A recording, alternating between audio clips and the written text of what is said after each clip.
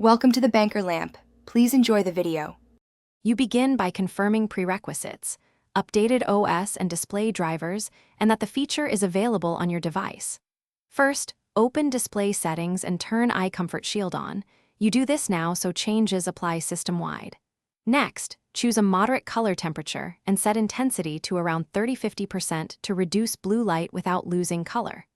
Once done, select a schedule, manual scheduled hours, or sunset to sunrise, so the system automatically shifts color temperature when needed. Now you fine-tune the shield for different tasks. Move the color temperature slider warmer for night work and cooler for color-critical tasks. Make sure to vary intensity, higher at night to ease strain, lower during the day to preserve accuracy. Once configured, create app exceptions or profiles so photo or video editors are exempt.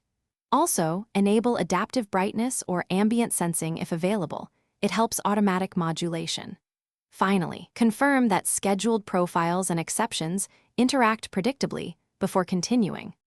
Finish by testing Eye Comfort Shield across multiple apps and at different scheduled times to verify the visual change and comfort improvement. Make sure colors remain acceptable for critical tasks. If not, slightly reduce warmth or intensity.